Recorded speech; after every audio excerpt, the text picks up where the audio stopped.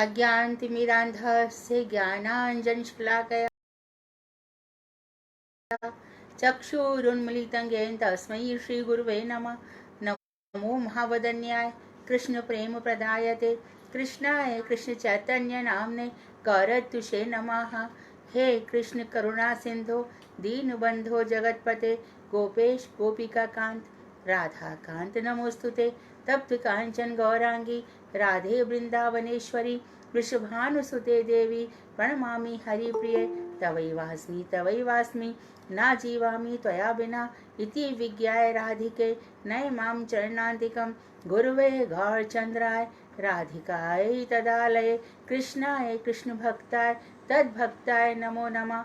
वाञ्छाकल्पतरुभ्यश्च कृपा सिन्धुभ्य एव च पतितानां पावनेभ्यो वैष्णवेभ्यो नमो नमः। श्री कृष्ण चैतन्य प्रभु नित्यानंद श्री अद्वैत गदाधर श्रीवासादि श्री गौर भक्त वृंद हरे कृष्ण कृष्ण कृष्ण हरे हरे हरे राम राम राम हरे हरे।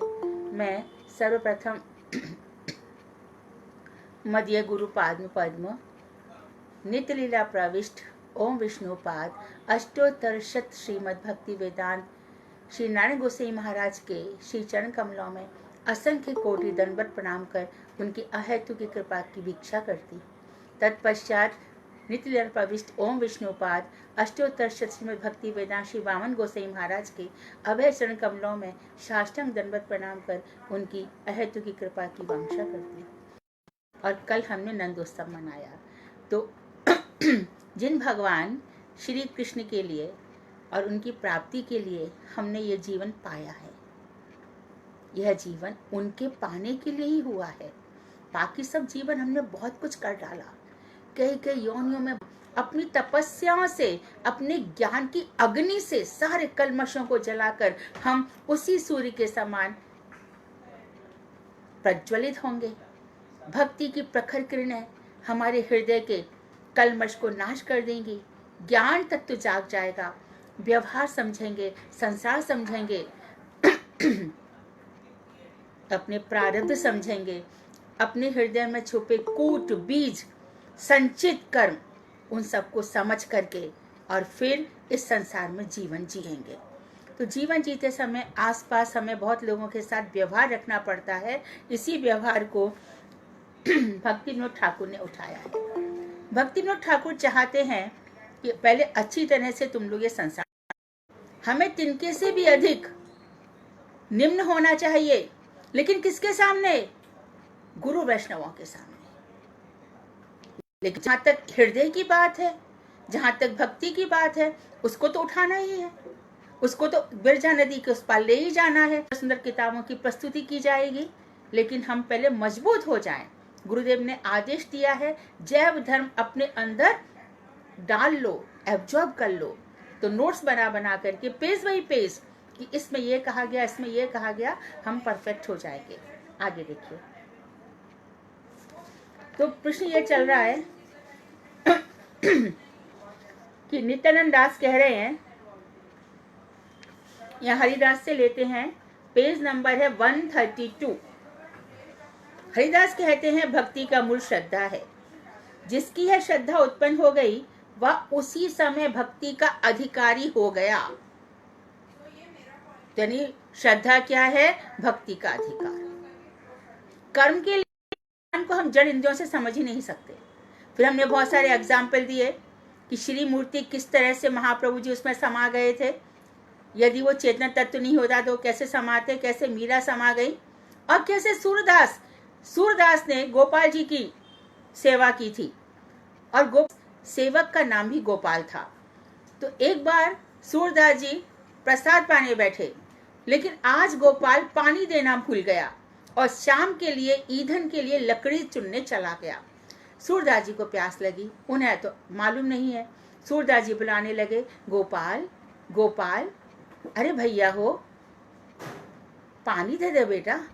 वहां पे गोपाल हो तो सुना नहीं आज उसकी सेवा में, लेकिन यदि सेवक की सेवा में गलती हुई है तो कुछ कृपा आ रही होगी। जब गोपाल गोपाल पुकारने लगे तो कृष्ण से रहा नहीं गया। कृष्ण वहां पर आ गए, आकर के जल दिया।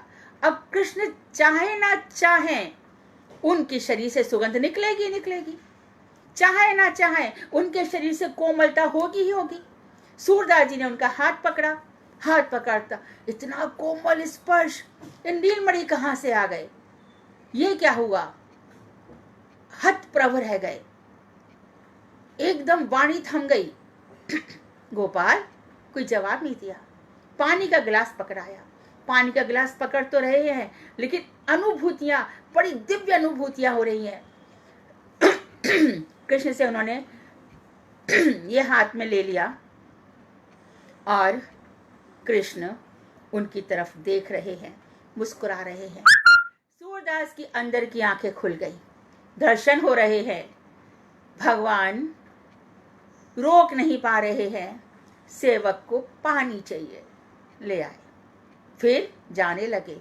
लेकिन आज क्या, पानी कौन लेता है, आज तो सीधा हाथ पकड़ लिया और बोलने लगे, हाथ छुड़ाए जात हो निर्बल जान के मोय, हृदय से निकसोगे तब जानूंगो तोय।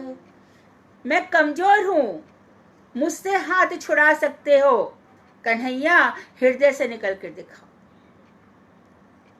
तो श्री मूर्ति लास्ट टाइम भी हमने बताया था, लड्डू भी खाते हैं, हर प्रकार से काम। हमारे घर में भी यदि अच्छे से प्रसाद ना मिले तो देखना गोपाल जी का मुख मुरझा जाता है, या फिर उनका जन्मोत्सव मनाया गया तो आनंद ही आनंद में डूब जाते हैं।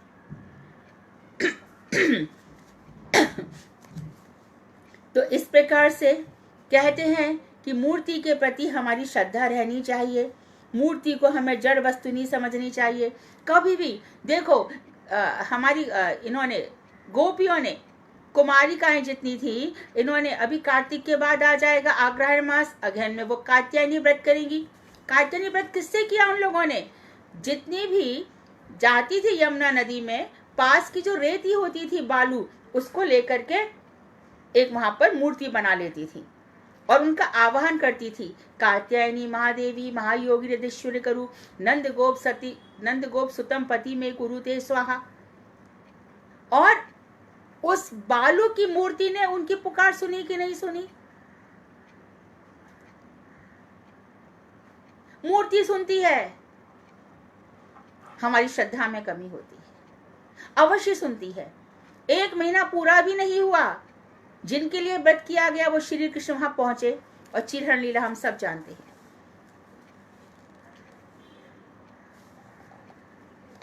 तो कोई संदेह नहीं है कि वो भक्ति के द्वार पर आ गया है और श्री मूर्ति के प्रति उसका विश्वास पैदा हो गया है, वो भक्ति का अधिकारी है, वो भगवान को भोजन देने का अधिकारी है। और देखो, गुरु जी को भी उसी की सेवा में लगाया जाता है जिसका विश्वास हो। तो पता नहीं गुरु जी को क्या खिला देगा, उनके स्वास्थ्य का ध्यान रखेगा कि नहीं रखेगा। कोई कुछ भी दे जाएगा तो क्या गुरु जी को दे दिया जाएगा? सदस्य शिष्यों का नहीं, पहले मैं देख लूं गुरु जी के लायक है कि नहीं, पूछ लूं कौन व्यक्ति लाया है, इसके हाथ का प्रसाद दूं कि नहीं दूं। तो ये सब विश्वास के ऊपर है।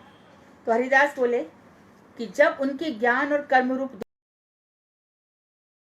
दोष दूर हो जाएंगे, अनन्य भक्ति के अतिरिक्त दूसरी समस्त अभिलाषाओं का उनमें सर्वथा अभाव हो जाएगा। अभी तो ना ज्ञान रहेगा कि यहाँ से ज्ञान ले लूं, वहां से चला जाऊं। अरे हमारे षड गोस्वामी है ना, जैव धर्म है, शिक्षाष्टक है, मनः शिक्षा है, उपदेशामृत है, और रस में हमारा अधिकार हो गया तो श्रीमद् भागवत है, वृद्ध भागवतामृत है, लघु भागवतामृत है। पग पग पर कृष्ण और राधा यहाँ विचरण कर रहे हैं, बड़ी प्रसन्नता से हमारे हृदय में आ रहे हैं, नृत्य कर रहे हैं।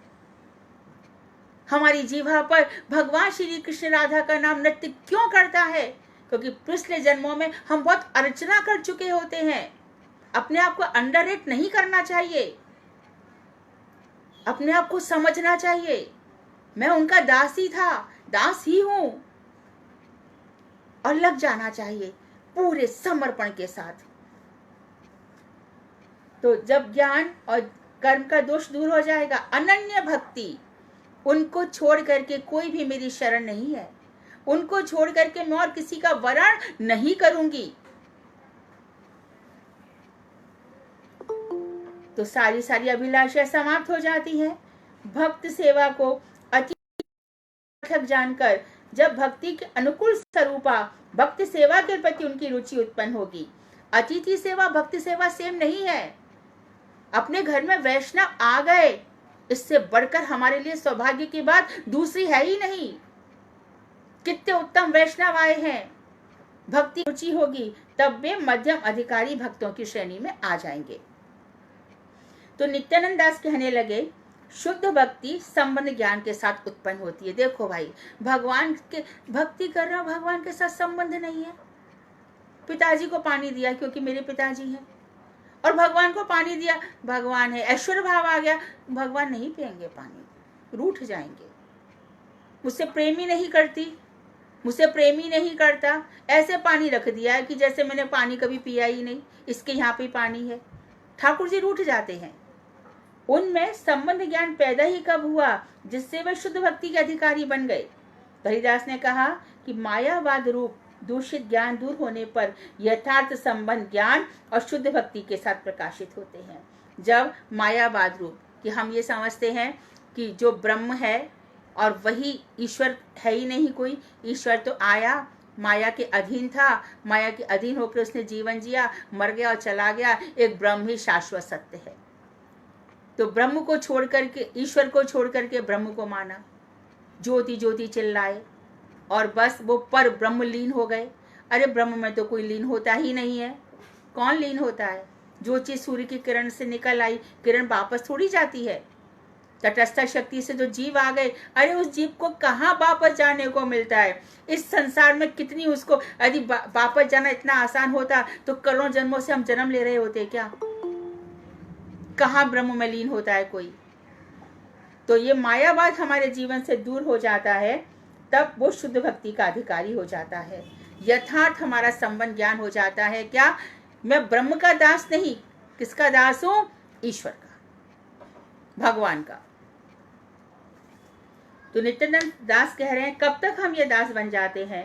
हरिदास ने कहा, जिनकी सुकृति में जितनी अधिक शक्ति होती है। सुकृति सुकृति सुकृति किससे बनेगी? सेवा से, और सेवा में भी माधुर्य रहे, ऊपर ऊपर की नहीं, ऐश्वर्य भाव से नहीं।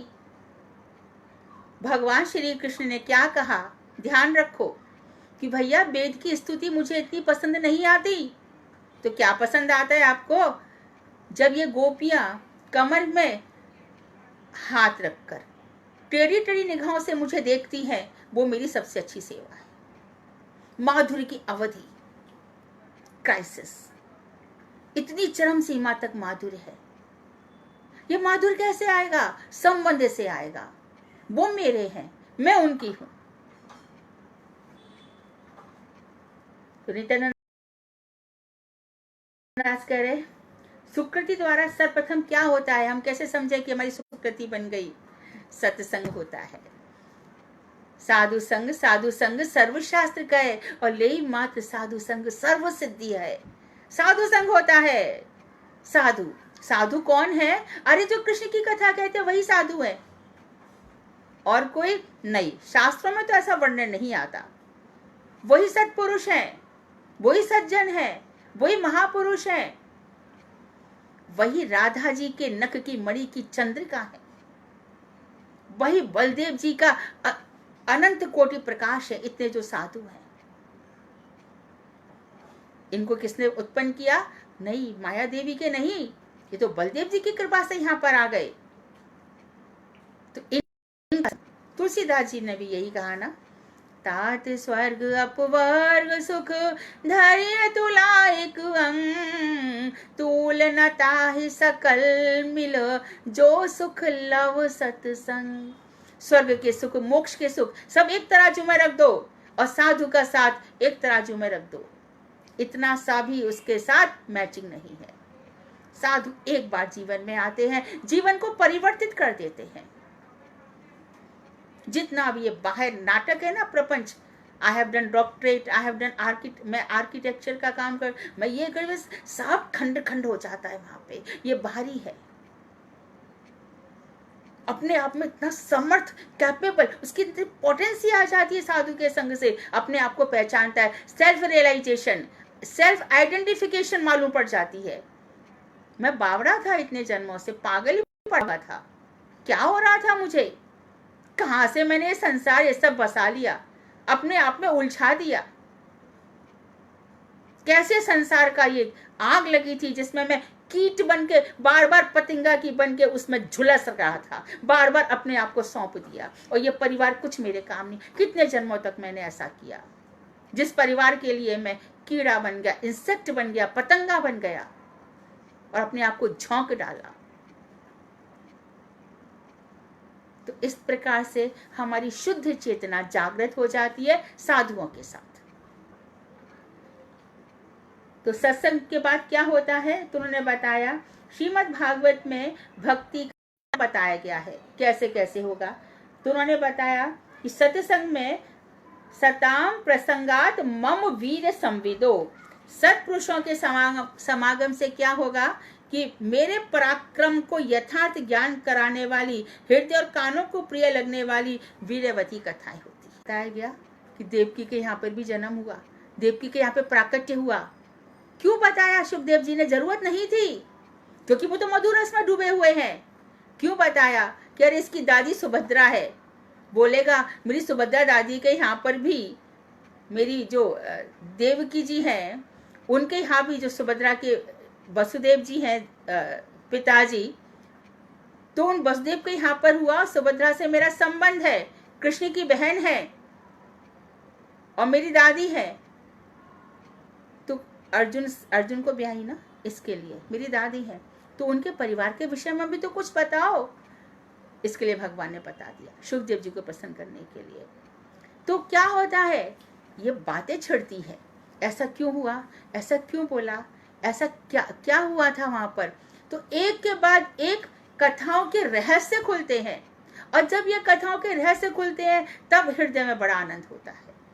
हम सब जानते हैं कि ऊपर की कथाओं से मन खुश नहीं होता, थोड़ी अंदर की बात आ जाए, तो इसीलिए हम किसकी शरण लेते हैं। चक्रवर्ती ठाकुर क्या बोले, सनातन गोस्वामी क्या बोले, रूप गोस्वामी क्या बोले। तो मेरे भक्तों के बीच में ऐसी कथाएं होती है। यही कारण है कि नारायण गोसाई महाराज ने जो रूप गोस्वामी की गोष्ठियां शुरू की ना, अभी राधा जी तत्व पर सब लोग बोलेंगे अंदर के तत्व लेकर आओ। अंदर के तत्व क्यों लाना है, क्योंकि अंतर में अंदर की ही बातें जाएंगी, कानों तक कोई बात ना रह जाए, हृदय तक पहुंच जाए, इसके लिए। तो कैसी कथाएं होती हैं, मेरे पराक्रम की कथा होती है। और यही लोग हमें दो जगह पराक्रम दिखता है, गोवर्धन धारण किया और कालिये नाग पर नर्तन किया। लेकिन गुरुदेव कहते हैं कि ये दो कथाएं तो स्त्रियों को रिझाने के लिए थी, जैसे कि कोई एक हीरो दिखाता है अपना पराक्रम। इन कथाओं में इतना दम नहीं है, वास्तव में कथा तो रास है, वास्तव में तो लीला रास की है, वास्तव में तो लीला चीरहरण की है। तो ये सब बातें गुरुदेव बताते हैं। गोवर्धन धारण भी बहुत अच्छी लीला है ना। 7 वर्ष का बालक है, गिरिराज पर्वत को धारण कर रहा है, लेकिन वास्तव में अंदर की कथा क्या है कि 7 दिन 7 रात तक धारण क्यों किए रहे, कि सामने राधा ठाकुरानी बैठी है, स्वामी जी बैठी है, तो उनको देख करके सबके सामने पूर्व राग चल रहा था, चुपके चुपके बंशी बज रही है, चुपके चुपके हृदय की जो हिलोरे हैं, कभी इधर से कभी उधर से, मिलना बहुत मुश्किल हो रहा है, समागम नहीं हो पा रहा। तो फिर तो सामने स्वामी जी किशोरी जी बैठी हैं, उनकी तरफ जो आंख पड़ गई, तो भाई साहब आज पर्वत उतारने का मन नहीं हो रहा। अब यशोदा जी की हालत देखो, 7 दिन 7 रात कन्हैया उठाकर बैठे, कितना माधुर्य लीला में। यशोदा कह रही है, फूली फूली फिरे जसोदा गोपियन के घर घर में, तनक तनक जाए देओ सहारो, मेरो काना वारो री गोवर्धन नख पे धारो, री गोवर्धन नख पे। तो ललता विशाखा कह रही है, वाह वाह जशोदा। ललता विशाखा ने मसोदा मजाक किया, ललता विशाखा करे मसोदा, मैया क्या कह रही है? गिरबर है रयो भारी। अरे 3 लोक जाके उर में बसत है, 3 लोक जाके उर में बसत है, मात कहे मेरो बारोरी गोवर्धन नख पे। तीनों लोक, तीनों ब्रह्मांड जिसके हृदय में वास करते हैं, और यशोदा कह रही है कि मेरा लाला छोटा सा, इसको थोड़ा सहारा दे दो। तो ये लीला है, इन लीलाओं के आलंबन, इन लीलाओं के उद्दीपन कहां पर जागृत होते हैं? रसिक भक्तों के साथ। वहीं पर ऐसी प्रेम की बातें होती हैं। और ये रस भी कब आएगा? जब हृदय एकदम शुद्ध स्वच्छ हो जाएगा, अभिमान ना रहे, दंभ ना रहे, कपट ना रहे, कुछ भी नहीं रहे। क्या करना है किसके साथ? कोई कुछ भी करे, हमारा क्या लेना? अपने कर्म बनाएंगे, क्यों बनाओ? वहां पे क्या हो रहा है, मेरा क्या मतलब? तो इस तरह से जब निर्मल चित्त कृष्ण का ही हो जाएगा, तब वहां पर ऐसी मधुर मधुर लीलाएं होंगी। तो अब इन लीलाओं के सेवन करने से, यानी कहने से, सुनने से शीघ्र ही क्या हो जाता है? अविद्या, हृदय की अविद्या, मैं और मेरा, अहंता और ममता समाप्त हो जाती है। देहज और गेहज, शरीर से उठने वाली चीजें और घर से संबंधी सभी चीजें नष्ट होती चली जाती है।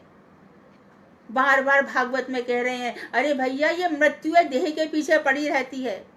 तो भैया तेरे को आनी है जब आ जा, मेरे पास फुर्सत नहीं है, मैं तो कृष्ण की कथाओं में रीछ गई हूं। आती रहे, हमारा क्या? शरीर कभी था ही नहीं, तो अभी क्या है? क्या फर्क पड़ता है? कृष्ण हमारे हैं, तो चित्त वहीं पर रहे, चित्त वहीं पर रहे। तो श्रद्धा, पहले श्रद्धा आएगी, रति आएगी, प्रेम होगा, रति प्रेम की पूर्वावस्था, और प्रेम भक्ति का, प्रेमा भक्ति का क्रमशः प्रकाश होगा।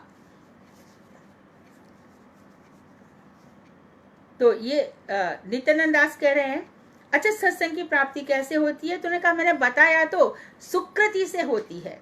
किसी पूर्व जन्म में किसी वैष्णव की सेवा हो गई तो सत्संग प्राप्त हो जाएगा। तो नित्यानंद दास ने भागवत का श्लोक बताते हुए कहा कि यदि साधु संग द्वारा ही कनिष्ठ भक्तों की, साधु संग से श्री मूर्ति में रुचि उत्पन्न होती है, तब इसका तात्पर्य क्या है? क्या वे साधु सेवा नहीं करते? फिर से मैं पढ़ रही हूं क्लियर के लिए। उन्होंने कहा कि यदि साधु संग द्वारा ही कनिष्ठ भक्तों की श्री मूर्ति में रुचि होती है, कनिष्ठ भक्तों की, कनिष्ठ भक्तों की, तो कनिष्ठ भक्तों का कब से वर्णन आ रहा है? कि प्रारंभिक अवस्था में कनिष्ठ भक्तों को क्या बताया जाता है? कि श्री मूर्ति की सेवा करो। मध्यम अधिकारी ऊपर अवस्था में आ जाता है, क्यों? उसके लिए शास्त्र हो जाते हैं, और उत्तम अधिकारी तो सर्वत्र सर्वत्र कृष्णमय देखता है, सर्वत्र सर्वत्र उसका कृष्ण प्राणमयी राधा, राधा प्राणमयो हरि, जीवने निधने नित्यम, राधा कृष्णौ गतिर्मम, राधा कृष्णौ गतिर्मम। सब जगह कृष्णमयी प्रेममयी दिखता है उसको, तो वो मध्यम अधिकार में आ नहीं सकता। तो जो कनिष्ठ भक्त हैं, उनकी जो श्री मूर्ति में रुचि है, इसका तब इस कथन का तात्पर्य क्या है कि वे साधु सेवा नहीं करते? हरिदास ने कहा कि देव योग से सत्संग प्राप्त होने पर श्री मूर्ति के प्रति विश्वास पैदा होता है, किंतु भगवत पूजा एवं साधु सेवा दोनों साथ साथ होनी आवश्यक है। तो कनिष्ठ भक्त क्या गलती कर देता है? श्री मूर्ति में अपना सब कुछ झोंक देता है, साधुओं की सेवा नहीं करता, वो गड़बड़ करता है। श्रीमद् भागवत में पग पग पर बताया गया है कि जो मेरे भक्तों का अपमान करता है, मेरे भक्तों को इग्नोर करता है, मेरे भक्तों को सम्मान नहीं देता, मैं उसके हृदय में प्रकट नहीं होता, बल्कि तो मैं नाराज हो जाता हूँ, क्योंकि वो वैष्णव अपराध कर बैठता है। तो जब तक ऐसी श्रद्धा उत्पन्न नहीं होती, तब तक वैसी श्रद्धा को पूर्ण श्रद्धा नहीं कह सकते, और तब तक अनन्य भक्ति में भी अधिकार नहीं होता। तो जब तक वैष्णवों का सम्मान नहीं होगा, तब तक हमारे नाना देवी देवताओं में भी रुचि हो जाएगी, वैष्णव अपराध के कारण।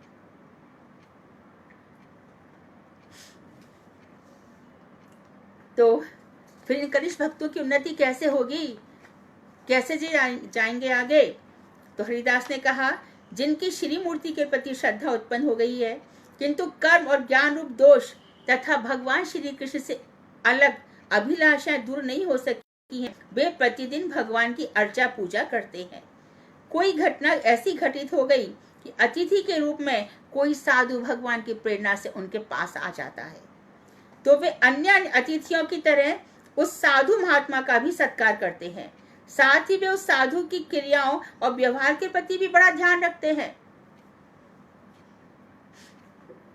बड़ा ध्यान रखते हैं भाई। ये लोग क्या करते हैं मालूम है? मैंने खुद अपनी आंखों से बंबई में देखा। कुछ साधु आए, महाराज सुख सागर चले, थोड़ा सा आइसक्रीम और ये सब खा लो, चाट वाट खा लो, होटल में चलो। साधुओं को थोड़ा सा भाव आ गया, चले गए। और जब साधु चले गए, अरे काय के साधु है भाई, देखो कहाँ तो भगवान का प्रसाद खाते और ले चल दिए। ऐसा हमने देखा है। तो साधु महात्मा का अन्य अतिथियों की तरह सत्कार करते हैं, साथ ही उस साधु की क्रियाओं पर ध्यान रखते हैं और साधु द्वारा की गई शास्त्र चर्चाओं को सुनते भी हैं। इस प्रकार कभी कभी देखते सुनते कनिष्ठ भक्तों के हृदय में साधुओं के प्रति और साधुओं के चरित्र के प्रति आदर का भाव पैदा हो जाता है। यदि वो इनकी बातों में नहीं आते और साधु अरे हम वहां नहीं खाएंगे ऐसी बातें कह देते हैं, तो ये लोग साधुओं का सम्मान करते हैं। घर पर बैठेंगे, यदि वो आ गए और साधु लोग टीवी देखने लग गए, तो घर के जितने बच्चे हैं वो कहेंगे वो भी तो टीवी देख रहे थे, आप हमको टीवी देखने से मना कर रहे हो। चाहे साधु वो देख रहा होगा कि मैं कथा में सुनाऊं तो बताऊंगा कि आजकल ऐसा चल रहा है, उनके भाव कुछ भी रहे हो, लेकिन उनके चरित्र का प्रभाव हम लोगों के हृदय पे अवश्य ही पड़ता है। इसलिए गुरुदेव कहते थे हमेशा साधु सावधान। तो ये तो जो आचार हैं, साधु हैं, उनकी बातें, हम लोग तो घर गृहस्थी के लोग हैं। ऐसी दशा में अपनी त्रुटियों पर उनकी दृष्टि पड़ती है। वे उस साधु चरित्र का अनुसरण करते हुए अपने चरित्र का सुधार करने लग जाते हैं। और यदि कोई अच्छा साधु जीवन में आ गया तो हमको लगता है हम ठीक से जीवन नहीं जी रहे, फिर हम उस साधु के चरित्र को फॉलो करने लगते हैं। धीरे धीरे उनके कर्म और ज्ञान रूप दोष क्षीण हो जाते हैं। तो कनिष्ठ भक्त कब होगा? यदि उसके जीवन में अच्छा साधु आ गया, उत्तम साधु आ गया, वो डेफिनेटली बदल जाएगा, हर हाल में बदल जाएगा। उसके कर्म ज्ञान सब दूर हो जाएंगे। हृदय जितना ही अधिक शुद्ध हो जाएगा, भक्ति से अलग जितनी भी इच्छाएं हैं उतनी ही अधिक उसके हृदय से दूर हो जाएंगी। भगवत तत्व और भगवत कथा सुनते सुनते शास्त्र चर्चा होने लगेगी। हरि की निर्गुणता, हरि नाम की निर्गुणता और श्रवण कीर्तन आदि भक्ति के अंगों की निर्गुणता पर वे जितना अधिक विचार करते हैं, उनका संबंध ज्ञान उतना दृढ़तर होता चला जाता है। तमोगुण रजोगुण से बहुत ऊपर है। भगवान की कथाएं बताई जाएंगी। देखो, निम्न से निम्न, ऊपर से ऊपर रैदास चमार हैं, लेकिन उनके देखो भक्ति कैसी है। स्वामी तुम सेवक, तुम स्वामी हम दासा, ऐसी भक्ति करे रैदासा। आप तो इस तरह से संबंध ज्ञान के साथ रैदास ने भक्ति करी। जीव गोस्वामी की बातें बताई जाएंगी, सनातन गोस्वामी की बात बताई जाएगी कि किस तरह से उन्होंने पारसमणि को ऐसी पटक रखा था। ये सब बातें सुनते सुनते क्यों अपीयरेंस डे, डिसअपीयरेंस डे पे चर्चाएं क्यों होती है कि उन महात्माओं की बात बताई जाए कि रघुनाथ दास गोस्वामी इतने अधिक संभ्रांत होते हुए भी वो गाय का उच्छिष्ट चावल खा रहे, तो भी महाप्रभु जिनकी परीक्षा पे परीक्षा कर रहे। स्वरूप देखो ना अभी रघुनाथ क्या करता है, स्वरूप देखो ना अभी रघुनाथ कैसे जीता है। कहां तक उनकी देखो कैसी कैसी उनकी बता दिया कि गृहस्थ लोगों ऐसे जियो, भालना पहले भालना खा। जब ऐसी कथा नहीं सुनेंगे तो हृदय में कैसे त्याग की भावना आएगी? नहीं आएगी। दम्भ छूटेगा ही नहीं, अहंकार नहीं छूटेगा। भालना पहले भालना खावे, जब तक ये नहीं होगा, नित्य नई साड़ियां, नित्य नए कपड़े, नित्य नए, इन सब से नहीं होगा। चित्त की शांति आएगी। तो बार बार ये कथा इसीलिए ही सुनाई जा रही है कि गृहस्थ लोगों का जीवन परिवर्तित हो। मैं एक दफे गुरुदेव से पूछा, गुरुदेव मेरा आपका संबंध क्या है? गुरुदेव बोले, बेटी तेरा मेरा संबंध रूप रघुनाथ का है। अरे भाई मेरी तो हालत खराब हो गई। मैं कहा कि रघुनाथ दास गोस्वामी जैसा जीवन कैसे जी पाऊंगी मैं? अपन जिए ना जिए, कृष्ण गुरुदेव कृपा कर देंगे, ऐसी स्थितियां ला देंगे, ऐसी परिस्थितियां ला देंगे कि आपको ऐसा जीवन जीने के लिए विवश होना पड़ेगा अपनी इच्छा ना होते हुए भी, और फिर वो जीवन अमृतमय लगने लगेगा। इसलिए घर में धीरे धीरे साधु आ जाते हैं भगवान की प्रेरणा से। हमारे घर में नहीं, हमारे जीवन में भी आ जाते हैं, या हमारे साथ थोड़े ही कदम चलकर हमें ऐसी बातें बता जाते हैं, हमारे कानों में ऐसी वीरवती कथाएं पड़ जाती है तो जीवन का मीनिंग समझ में आता है। तो जितना हम हरि नाम की निर्गुणता पर विचार करेंगे, विचार करके देखो, हम नाम जप रहे थे सच्चे हृदय से, अरे भाई हमारे तो कितने ऐसे काम हो गए, मैं तो सोचा भी नहीं था ऐसा हो जाएगा। नहीं, अब मैं नाम के बल पर कोई इच्छा नहीं करूंगी। क्यों? हमें ये भी तो बताया गया है ना कि भगवान श्री कृष्ण सबके रखवाले हैं। पग पग पर उन्होंने 40 करोड़ ऋषि लगा रखे हैं अपने भक्तों की सेवा के लिए। अम्बरीश ने क्या किया था? जब दुर्वासा जी ने इतना क्रोध किया तो अम्बरीश क्या पुकारे, क्या कृष्णाओ कृष्णाओ कृष्णाओ? अरे कुछ नहीं पुकारना पड़ा, पहले से ही वहां पे सुदर्शन कवच लगा रखा था, सुदर्शन चक्र उनकी कवच बनकर बैठा था। और सब भी तो कब से आई थी? राम के पहले से आई पड़ी थी। किसी ने आक्रमण किया क्या सबरी पर? और कुब्जा भी तो कंस के यहाँ थी, क्या बिगाड़ लिया था कंस ने कुब्जा का? सत्यभामा का अंश कुब्जा साधारण नहीं है। तो इन सब बातों को, जब तक हम इन सब बातों की गहराई में तत्व से नहीं जाएंगे और सुनेंगे नहीं, तब तक भक्ति का कुछ भी नहीं होने वाला है।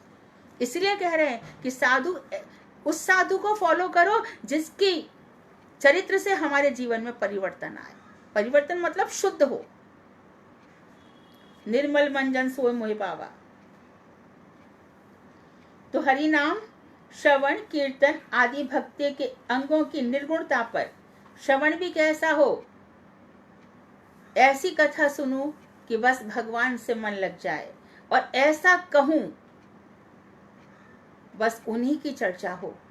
तो भक्ति के अंगों की निर्गुणता पर वे जितना अधिक विचार करते हैं धीरे धीरे, तो इस तरह से भगवान का संबंध ज्ञान दिन पे दिन और स्ट्रांग होता चला जाता है।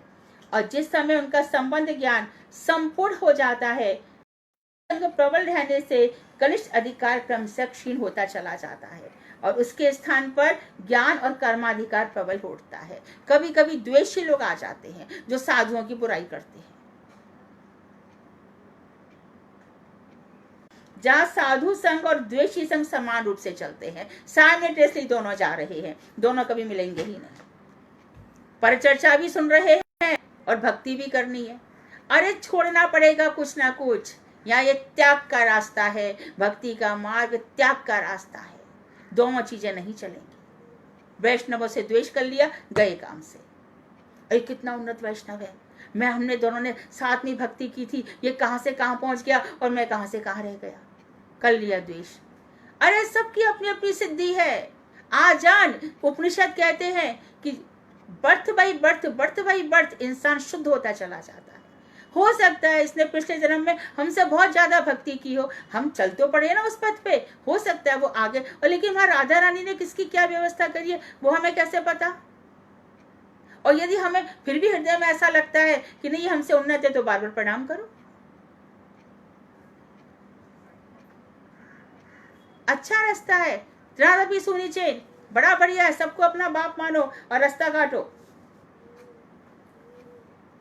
तो किस अवस्था में निश्चित रूप से प्रगति होगी?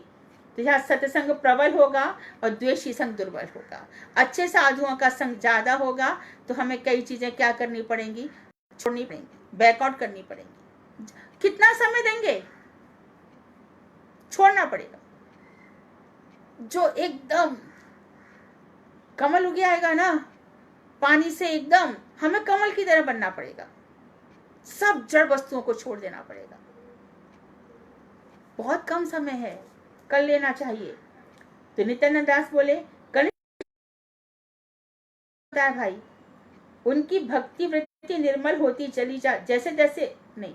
तो हरिदास ने कहा कि प्रथम अवस्था में कर्मियों ज्ञानियों की तरह पीछे जैसे जैसे उनकी भक्ति वृत्ति निर्मल होती जाती है तो उनकी भी कनिष्ठ अधिकारी भी पाप और पुण्य करना, उनको पैसे बांटने में ज्यादा मन लग रहा है तो क्या करेगा वो, और समझ रहा है कि भाई भाई मैं इनको पैसे दे दूंगा तो अगले जन्म में मुझे बहुत पैसा मिलेगा। इनको दान, इन छोटे बच्चों को दान देने से अगले जन्म में तुम पैसे वाले बन जाओगे और क्या कर लोगे पैसे का, ये तो मैं और साधु सेवा करूंगा। और साधु सेवा क्या, अरे बड़े बड़े साधुओं के लिए मठ बनवाऊंगा, ये बनवाऊंगा, वहां पे मेरा नाम खुद जाएगा।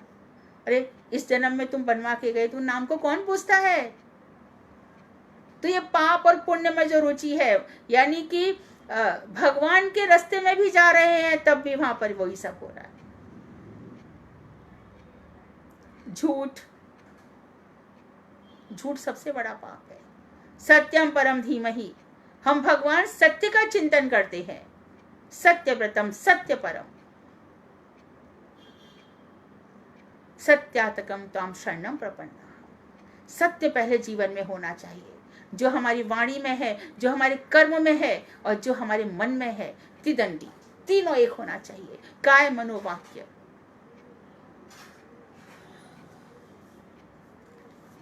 तो पाप और पुण्य की प्रवृत्ति भी हटती चली जाएगी। तो नित्यानंद दास ने कहा, प्रभु कनिष्ठ अधिकारी की बातें मेरी समझ में आ गई हैं, अब जरा मध्यम अधिकारी की बातें भी बता दीजिए।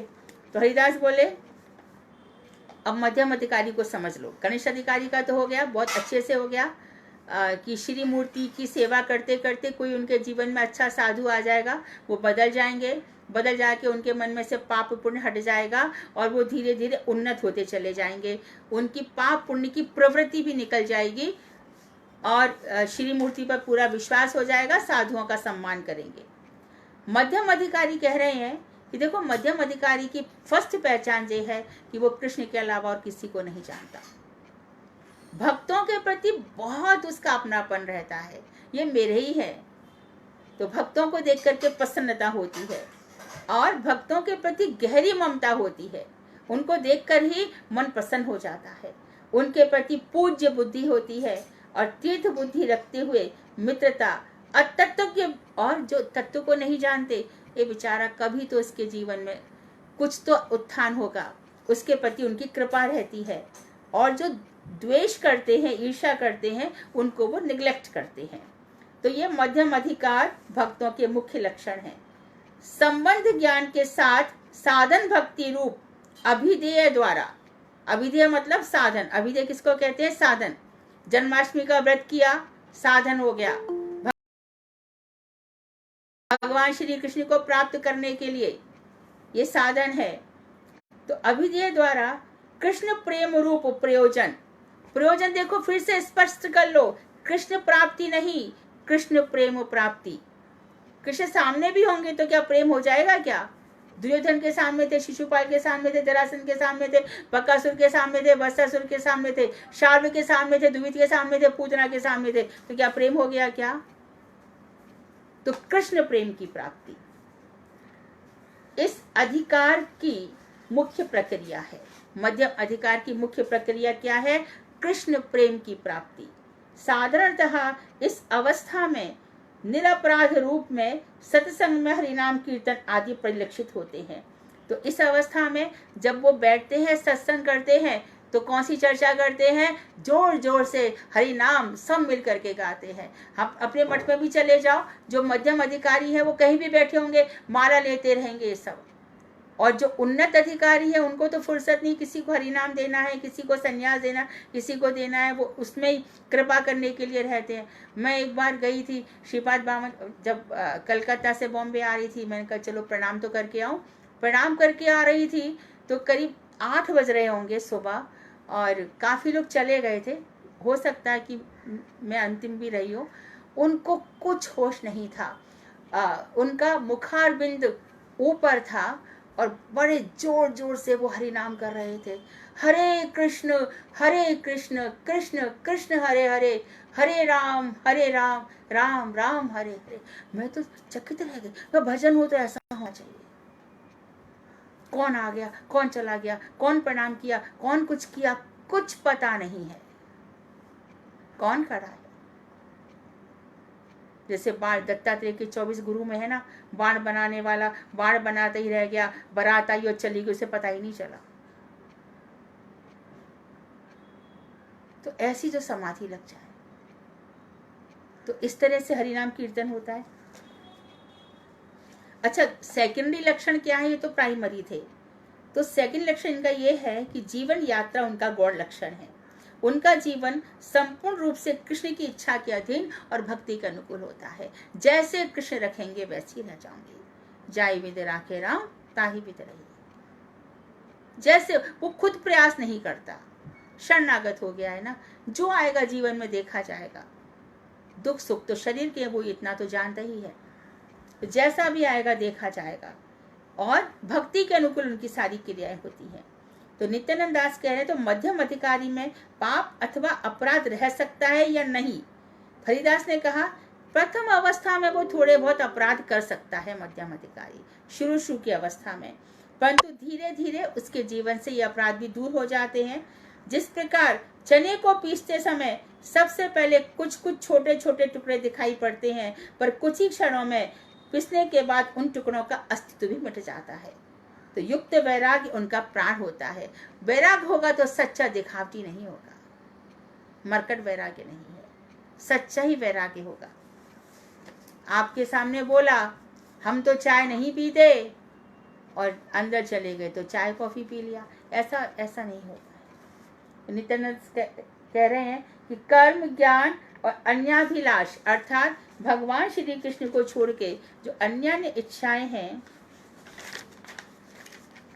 उनमें थोड़े बहुत होते हैं या नहीं, यानी कि इनके अंदर ज्ञान कर्म और दूसरी इच्छाएं होती है क्या मध्यम अधिकारी में। तो हरिदास ने कहा कि वही फर्स्ट स्टेज में कुछ कुछ दिखाई दे सकती है, लेकिन बाद में इनका चित्त निर्मल हो जाता है। प्रथम अवस्था में जो कुछ रहता है बीच बीच में यदा कदा दिखाई देता है, किंतु एक अवस्था ऐसी आती है कि पूरा की पूरा सब खत्म हो जाता है। कोई इच्छा नहीं रहती इनके अंदर, कोई भी नहीं रहती, ना कर्म के प्रति ना ज्ञान के प्रति। थोड़ी बहुत जो दिखता था वो सब खत्म हो जाता है। तो नित्यानंद दास कह रहे हैं, क्या बड़ा सुंदर प्रश्न पूछा, क्या उन्हें की इच्छा रहती है? जब सब कुछ मिल गया तो क्यों जिए, भगवान को तो पा लिया, यदि रहती है तो क्यों? तो हरिदास कहते हैं कि या तो उनमें जीने या मरने अथवा मुक्त होने की कोई इच्छा नहीं होती, फिर भी केवल भजन की परिपक्वता के लिए वे जीवित रहना चाहते हैं। कभी भी मरने के लिए मत सोचो। कुर्वन्नेह कर्माणि जिजी विशेषतम समाहा, वेदांत का सूत्र है। भगवान का चिंतन करते हुए हम 100 वर्ष तक जीने की इच्छा करें। मरेगा शरीर तो क्या होगा, योगाभ्यास अधूरा रह गया ना, फिर से जन्म लेना पड़ेगा, फिर से मैया के पेट में जाओ, यंत्रणाएं भोगो, पैदा हो जाओ, बच्चा बनो, फिर बड़े बनो, माँ पाप करते करते मुश्किल से तो पीछा छूटा, फिर वही सब शुरू हो जाएगा। तो इसलिए क्या करना है, अभी इसी जन्म में ही परिपक्वता के लिए जीना है, और भजन दृढ़ हो, प्रेमा भक्ति तक पहुंचे इसी जन्म में। भरत जी जैसा मेरा जीवन ना हो जाए, पुरंजनी ना बन जाऊं, कहीं फिर से वैदर्भी ना बन जाऊं, पुरुरवा उर्वशी जैसा जीवन ना हो, कहीं मैं ऐसा कुछ ना बन जाऊं ययाति जैसा जो अपने बेटे से यौवन मांग ले, ऐसा कुछ भी ना हो जाए। तो इसी जन्म में हमारा भजन दृढ़ हो, मजबूत हो। समय हो रहा है मुझे पता है, तो ठीक है, अगली बार हमारा ये संपूर्ण हो जाएगा और हम नया चैप्टर शुरू करेंगे। वांछा कल्पतरुभ्यश्च कृपा सिंधुभ्येव च पतितानां पावनेभ्यो वैष्णवेभ्यो नमो नमः। हरे कृष्णा। Any question? कृष्णा दीदी दंडवत प्रणाम। हाँ आपने जो कहा कि सत्यभामा मतलब ये जो कुब्जा है वो सत्यभामा का अंश एक है। अंश है। हाँ हाँ तो हाँ जैसे समर्था रहती, समंजसा और साधारणी रहती, तो समर्था से अंश अंश रूप में। समंजसा निष्कृत। हाँ हाँ सत्यभामा का अधिकार समंजसा रति में है, लेकिन एक अंश से इनमें साधने रति है। भगवान को पाने के लिए सब उनकी जितनी भी शक्तियां हैं ना, उनके अंश अंश रहते ही हैं उनमें। तो कुब्जा साधने रति से सेवा। राधा जी कहिए। ये कह सकते हैं कि राधा जी जो समर्था रति में है तो वो तीनों रतियों में सेवा करते हैं। राधा जी का अंश तो बहुत ही परिपक्व अवस्था में है। उनकी जो काय व्यू है, जितने भी राधा जी के अंदर भाव हैं, जितनी भी उतनी ही गोपियां हैं। तो कोटि कोटि यूथ राधा जी के भावों से जो उत्पन्न हुए हैं, उनमें समर्था रति है, लेकिन जो रूढ़ अधिरूढ़ भाव महाभाव जो है वो राधा जी का ही अधिकार है। उनमें समंजसा रति इसलिए नहीं है कि समंजस रति का तात्पर्य होता है पति में भी प्रेम हो और बच्चों में भी प्रेम हो, सब जगह सामंजस्य है। लेकिन गोपियों के पास ना पति है ना पुत्र है, और जो घर है वो उनका छूट चुका है, इसके लिए वहां पर नहीं होगा।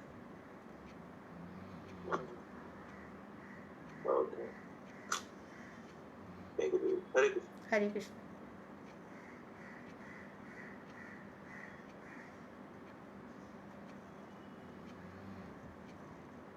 हरे कृष्णा दीदी दंडोत प्रणाम। हाँ हरे कृष्णा।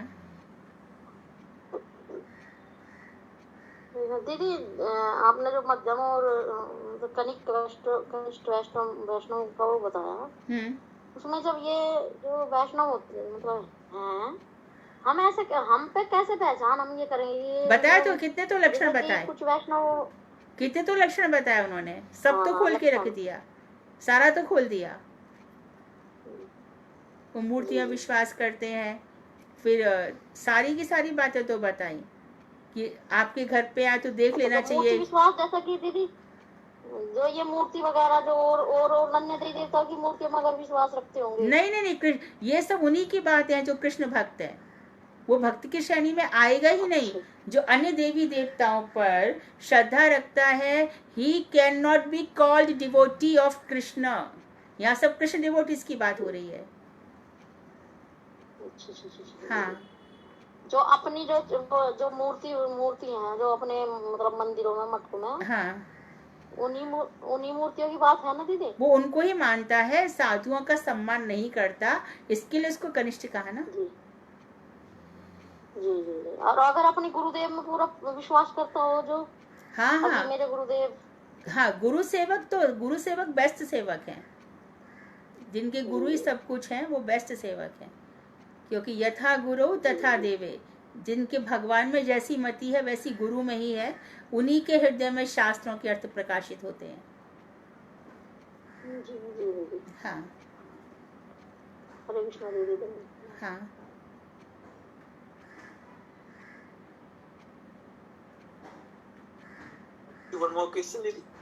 हाँ एक और प्रश्न। हाँ पूछिए। जिस तो समझना आसान, आवाज नहीं आ रही धर्मेश जी आपकी, आवाज थोड़ा आवाज क्लियर कीजिए। नहीं आई आवाज।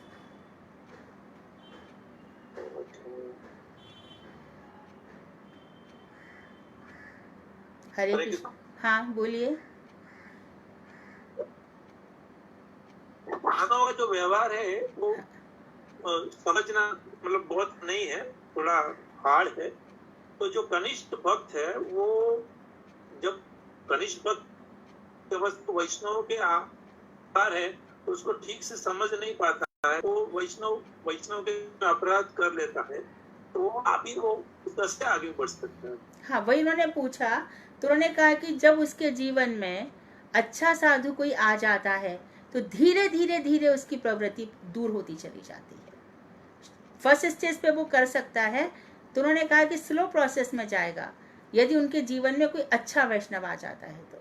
वो उसके जीवन से प्रभावित हो जाते हैं, फिर वो वैसे ही बनने लग जाते हैं। तो अपराध से उनकी प्रवृत्ति दूर हो जाती है। अपराध यानी जो सेवा से दूर चला गया, आराधना से दूर चला गया, भगवान श्री कृष्ण से अपगत हो गया, सेवाओं से अवगत हो गया, तो उसके जीवन में यदि कोई मध्यम अधिकारी भक्त आ जाता है, सच्चा साधु आ जाता है, तो उसकी प्रगति हो जाती है। लेकिन वो कनिष्ठ है तो वो पहचान कई खाऊंगा, जब वो जीवन में ऐसे साधुओं को देखता है तो उनसे प्रभावित हो जाता है, उसकी बाहरी क्रियाओं को देख करके। अभी अंदर की क्रियाओं में उसकी थोड़ी क्षमता और चाहिए, नहीं तो हृदय में रिफ्लेक्ट होते हैं साधु। गुरुदेव को देखते हृदय धीरे धीरे उसकी दूर हो जाती है। अच्छा, मेरा प्रश्न यही था कि ऐसे अगर अपराध करेगा तो फिर वो आगे कैसे बढ़ेगा? नहीं बढ़ेगा ना, नहीं बढ़ेगा। उन्होंने कहा ना, कर्म ज्ञानी हो जाएगा, कर्मी ज्ञानी हो जाएगा। पतन डेफिनेटली होगा। जो वैष्णव अपराधी है उसके जीवन में सबसे पहले क्या आएगा, उसका संसार बन जाएगा, वो संसार में फंस जाएगा। बहुत अच्छा साधु था, लेकिन पता चला कि उसने विवाह कर लिया है और पैसा कमा रहा है। ये सब वैष्णव अपराधी है, और विशेष रूप से जो वैष्णव निंदक हैं उनका ऐसा ही हो जाता है,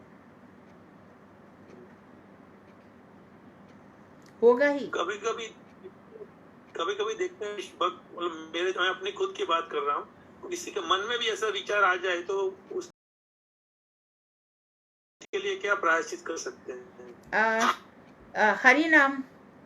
हरि नाम से मन में तो सब आ सकता है, लेकिन यदि मन में आ गया लेकिन कर्म से नहीं किया, वो आचरण में नहीं किया, तो पाप नहीं माना जाता।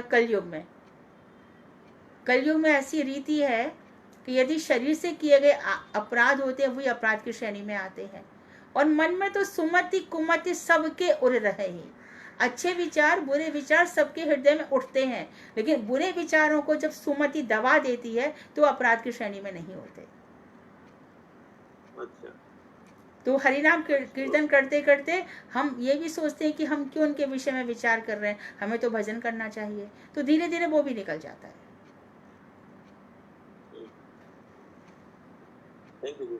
हाँ,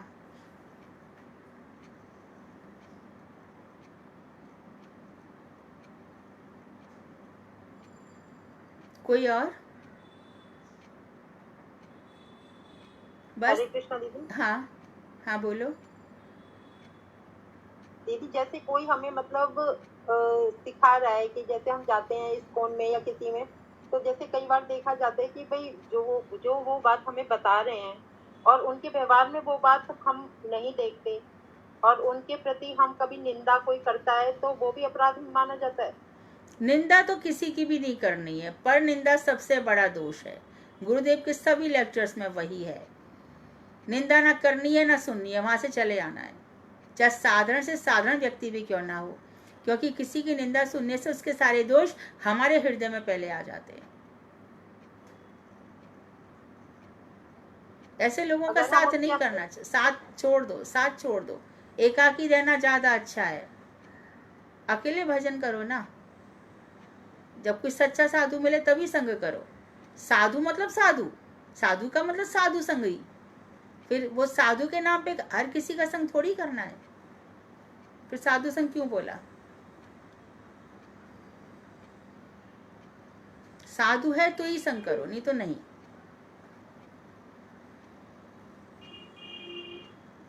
ठीक है दीदी। बहुत चूजी बनना, सिलेक्टिव एकदम।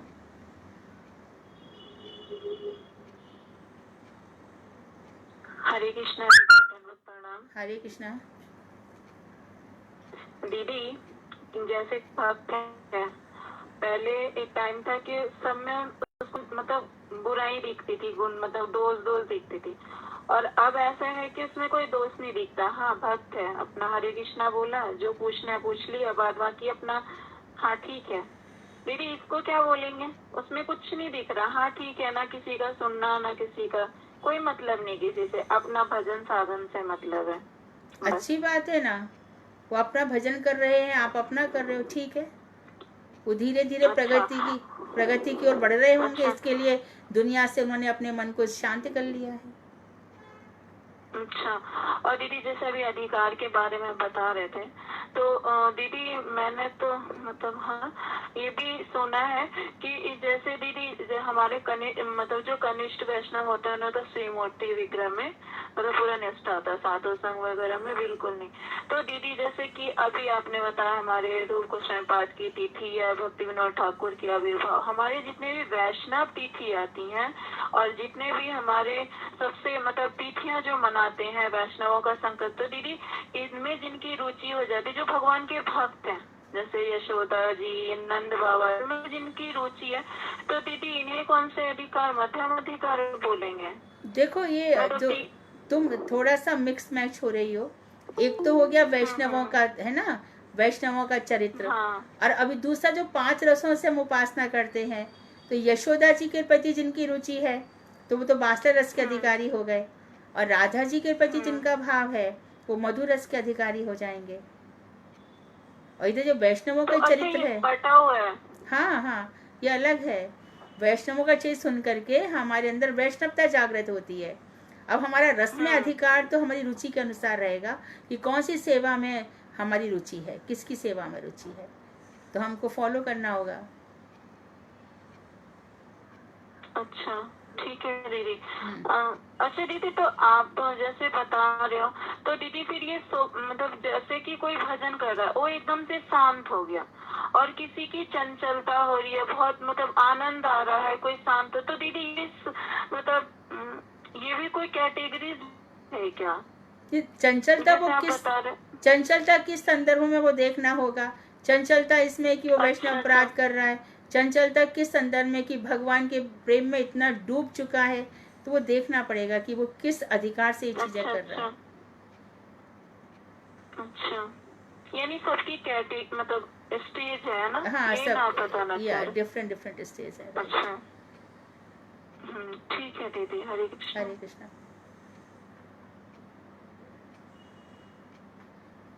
That's all. वांछा कल्पतरुभ्यश्च कृपा सिन्धुभ्य एव च पतितानां पावनेभ्यो वैष्णवेभ्यो नमो नमः। हरे कृष्णा। हरे कृष्णा।